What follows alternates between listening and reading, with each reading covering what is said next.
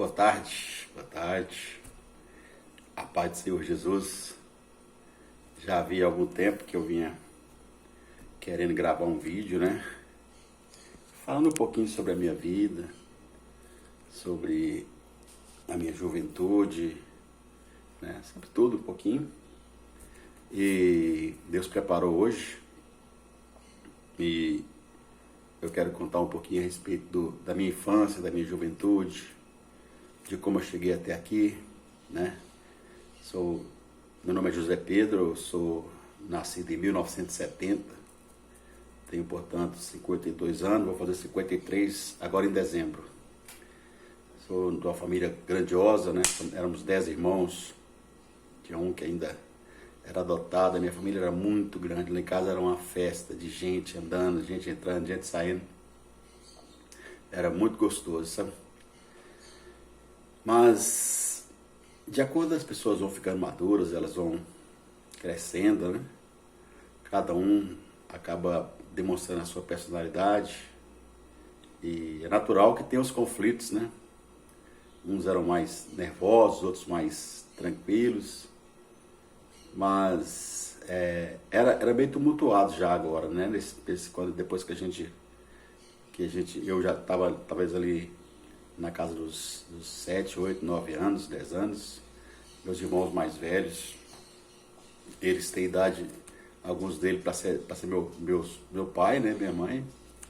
E, inclusive, tem sobrinhos que são quase da minha idade, né? Então, é uma família que foi feita meu pai e minha mãe, eles tiveram filhos ao longo da vida, né? E eu acabei ali no meio daquele tanto de gente, com cada um com a característica, com a qualidade diferente, com defeito, né? Quem não tem defeito. E eu tinha uma dificuldade porque eu era muito calmo, né? Minha mãe até me xingava, disse que eu era mole demais e tal, ficava falando aquelas coisas, mas eu acho que eu tinha preguiça de brigar, sabe? Eu nunca gostei muito de confusão, de contenda, sabe, de agressão, essas coisas nunca foi muito a minha praia, não. E assustado às vezes com aquilo, né? Aquela tanta coisa, sabe? Às vezes a polícia ia lá em casa, nossa, era muito difícil, oficial de justiça. Aquilo eu até ficava com vergonha, né? Porque as pessoas ficavam vendo aquelas pessoas chegando lá em casa, chegando, saindo, uns mais tranquilos, outros ignorantes demais. E eu nunca me identifiquei, nunca. Sempre fui muito tranquilo, sempre fui muito de paz, medroso, sempre tive medo de fazer as coisas erradas, sabe? Tinha medo de magoar meu pai, magoar minha mãe. Nossa, tinha muito medo, não queria de jeito nenhum. E até hoje, apesar de meus pais não estarem vivos, eu ainda, às vezes, vou fazer alguma coisa, eu fico pensando o que eles iam achar daquilo, né? E acabo, às vezes, deixando de fazer. Aos 10 anos, na quarta série, não tinha quinto ano naquela época, né? Era quarta série mesmo. Eu comecei a trabalhar entregando marmita, né? Aí tinha o distrito industrial, era muito pujante ali, aonde que fica o distrito industrial hoje, aquelas massas falidas lá, ali era muita gente, eram milhares de pessoas ali. E eu levava almoço para aquele povo, para alguns também que ficavam ali na Avenida João 23 e tal. Então, aí pela manhã, eu levava algumas crianças na escola, e quando dava 11 horas, meio-dia, eu entregava o almoço e à tarde eu ia para a aula, né? E aí, a minha vida foi assim. E aí, posteriormente, eu passei a estudar pela manhã, e melhor, na sétima série, eu passei a estudar à noite, para eu poder trabalhar de dia. Eu entrei na Drogaria Dudu, uma farmácia que tinha antes em Montes Claros, onde eu fui entregador ali, aos 14, 15 anos. Trabalhava demais, irmão, de domingo a domingo. Passava, via meus colegas na rua brincando, se divertindo, jogando bola, e eu tendo que ralar, tendo que correr. Posteriormente eu fui trabalhar numa loja de material de construção, aquelas pequenas entregas que poderiam ser feitas na bicicleta, eu fazia, né? Depois eu fui promovido, agora eu era cobrador de bicicleta ainda, eu rodava a cidade toda aí cobrando do povo. E como eu achava que era um serviço muito cansativo e que não tinha, sabe, a gente não conseguia comprar as coisas, era só o dinheirinho mesmo ali, a maioria do dinheiro ficava no restaurante, porque ia lá e tomava refrigerante, comia alguma coisa e deixava no final, para pagar no final, né? Quando chegava o salário, a gente passava lá e praticamente deixava tudo lá. E eu decidi uma coisa, eu falei, cara, eu vou estudar,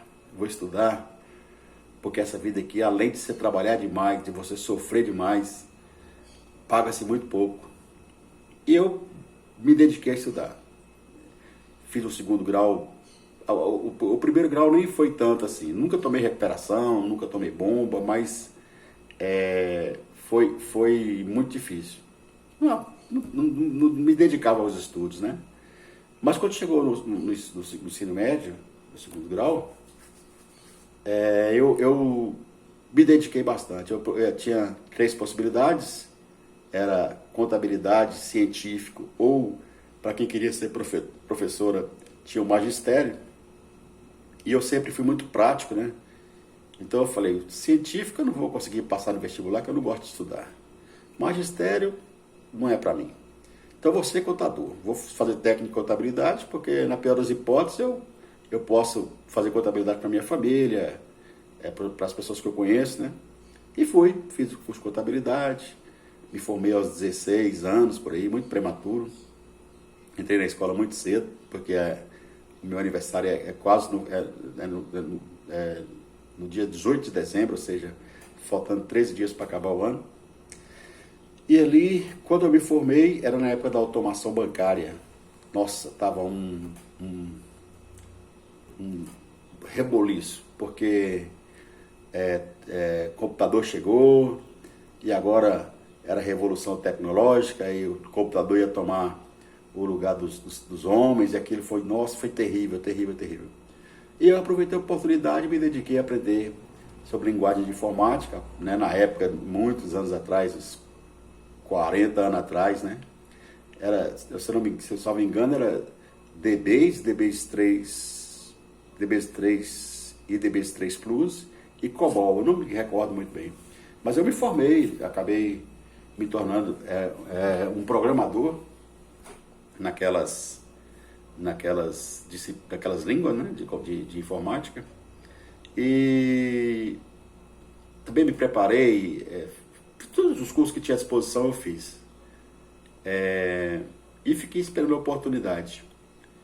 Quando estava para me formar no segundo grau, já no final do 3º ano, abriu um concurso no Banco do Estado de Minas Gerais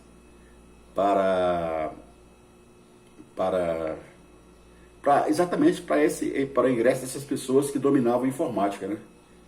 E eu estava no auge. Para ter ideia, o primeiro computador que veio com o teclado separado do monitor, antigamente era o monitor junto com o teclado, tudo uma peça só. E o primeiro a operar o computador com o teclado separado fui eu. No primeiro, no congresso da CREA, né, que teve lá no Automóvel Clube, e eu estava ali operando, e eu lembro até que as pessoas queriam tirar foto perto do computador, era aquela coisa nova, toda cheia de glamour, né? E como surgiu o concurso do BEND, o BEND abriu para as escolas, né, para os alunos das escolas poderem fazer o concurso. E 2 pessoas de cada escola. E eu pensei que eu ia, porque eu estava com a nota muito boa mesmo. Mas, para minha surpresa, tinha 2 que estavam com notas melhores do que a minha. O Marcos e o Wagner, lembro até hoje. Deus abençoe a vida deles. E nossa, foi uma frustração tremenda, porque eu imaginava que eu ia poder fazer, eu queria trabalhar em Montes Claros, né? Eu já prestava concurso, né? Prestei concurso do Banco do Brasil, Banco de Brasília, Banco do Brasil, Caixa Econômica Federal. Fui fazendo os concursos que ia surgindo, eu fui fazendo. Tem mais alguns, mas eu não me recordo do momento. E aí, um dos candidatos, o Wagner, ele desistiu. Ele falou que não ia fazer a prova, não. E eu corri lá na secretaria e informei da desistência do rapaz, e pedi para conversar com ele, e se caso ele de fato tivesse desistido, que eu pudesse fazer a prova. E para a glória de Deus, eu consegui fazer a prova, e eu fui o único aprovado lá do colégio. O outro colega não foi aprovado. E aí, comecei a trabalhar no banco aos 19 anos. Tinha acabado de completar 19 anos, eu comecei a trabalhar no banco. E aí, o meu ciclo de amizade mudou, né? As pessoas com as quais eu convivi era diferente, um povo mais requintado, um povo mais fino, né? E não tem jeito, irmão, de você não se começar a socializar com aquelas pessoas, né? Não esqueci os meus amigos do passado, até hoje são todos meus amigos, mas eu comecei a participar de festas, de eventos, né? Junto com aquela turma. Eles chamavam os meninos do Benji, né? Porque era todo mundo novinho, 19 anos, aí todo mundo empolgado ali. E aí, eu acabei bebendo, fumando, usando outras substâncias, né, que eu não vou falar aqui. E aí a minha vida, a partir dali, se transformou, né? Eu praticamente não ia em casa, era só festa, só farra, só vida louca, como dizem, né? E sentia muito, porque eu gostava muito dos meus pais e queria ficar com eles lá um pouco. Eles ficavam sozinhos, 10 filhos, e eles ficavam sozinhos à noite lá. E eu queria ficar com eles, mas o vício não deixava e tal. Às vezes eu ficava, né? Ficava ali até eles dormiram, que eles dormiram, eu saía pra rua. E a minha vida virou uma agitação só, né? Eu acabei, não tinha limite para nada, acabei me enrolando com agiotas, com tudo que você pensava, porque era tudo para farra, tudo para farra, tudo para farra. E eu me recordei que de um professor meu, de introdução ao direito, que ele me dizia assim: olha, Pedro, até os 30 anos a gente emite as promissórias, e depois dos 30 você começa a pagar. E aquilo ficou na minha mente, né? Eu tinha 23, 24 anos, falei, então tem mais tempo ainda para mim poder emitir promissória, né? Ah, irmãos, que loucura. Acabei me casando aos 24 anos. Minha mulher sofreu demais por causa das minhas irresponsabilidades. Uma mulher santa, uma mulher tão pura, tão linda. Mas eu era todo descontrolado, sabe, não era de briga, mas tinha muitos amigos, era festa, era farra toda hora, né? Ia em casa só passear praticamente.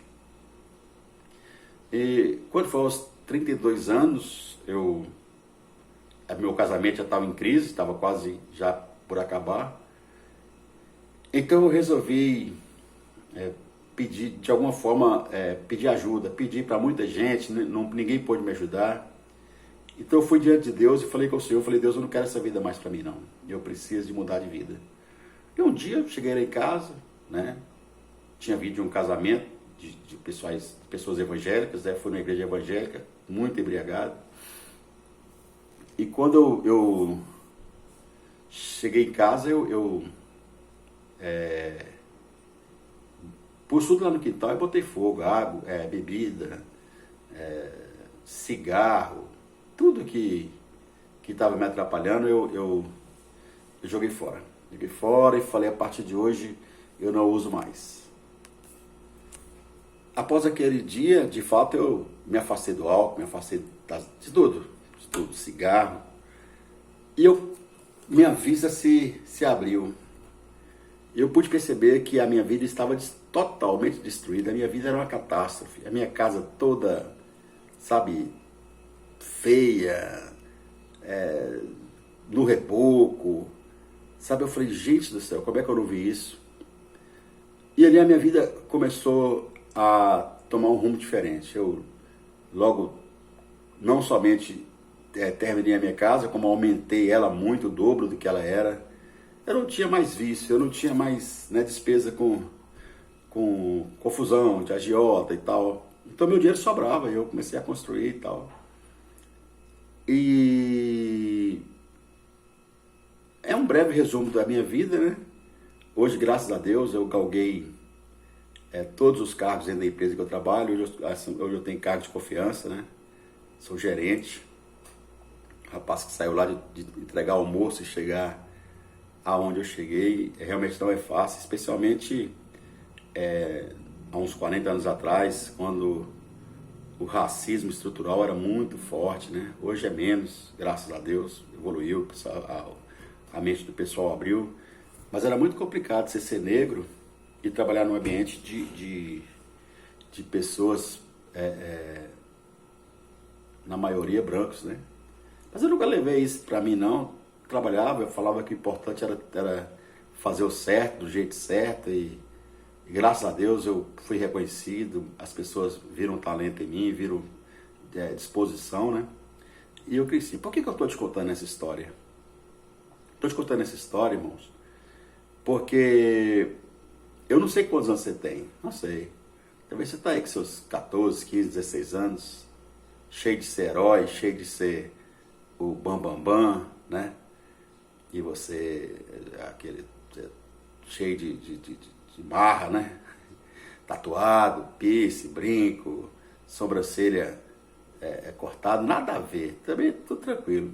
Mas eu quero te chamar a atenção. Sabe por quê? Porque amanhã você vai ter a minha idade. Hoje eu tenho 53 anos. Tenho algumas sequelas. Eu tomo remédio por causa dos meus excessos, né? Das minhas irresponsabilidades. Bati carro uma série de vezes, perdi um carro, perdi uma moto nova, 300 cilindrada. Rapaz, foi muita coisa, muita coisa, muita coisa. E quando eu olho para trás, eu vejo que se eu tivesse tido alguém que me falasse isso que eu estou falando com você agora, talvez a minha vida teria sido diferente, sabe? O salmista, no Salmo 113, ele vai dizer que Deus, ele tira a gente do monturo e nos faz sentar entre os príncipes. E foi o que Deus fez comigo. Graças a Deus eu tenho muito bons relacionamentos, né? E graças a Deus me considero uma pessoa bem resolvida, né? Não tenho dinheiro, não sou rico, mas eu tenho o que eu quero, né? Não tem nada que eu possa... também eu não vou além das minhas forças, né? Sou muito simples, levo uma vida simples. E eu queria deixar essa mensagem para você, sabe? Se cuida, varão, se cuida. Obedece seu pai, escuta sua mãe. Escuta seu professor, seu pastor, escuta o padre. Porque essas pessoas, elas só querem te ajudar. Elas só querem te fazer o bem. Tá certo? Salomão, o rei Salomão, no auge da sua sabedoria, ele escreve um livro por nome Eclesiastes, e lá tem um capítulo de número 12, onde ele instrui que nós guardemos os dias da nossa mocidade, antes que venham os dias maus, porque os dias maus virão, irmãos. Todos nós vamos passar pelo dia mau.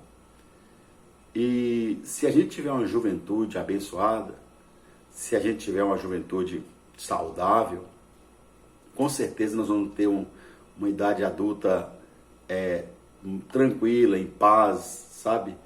De poder olhar para trás e ver que de fato valeu a pena ter uma vida centrada, uma vida organizada, tá? Eu não vou falar mais porque já estou com 20 minutos esse vídeo, mas eu pretendo em outra oportunidade contar um pouco mais sobre a minha vida. Espero que você tenha ouvido e gostado. Se você gostou, compartilha, tá bom? Forte abraço.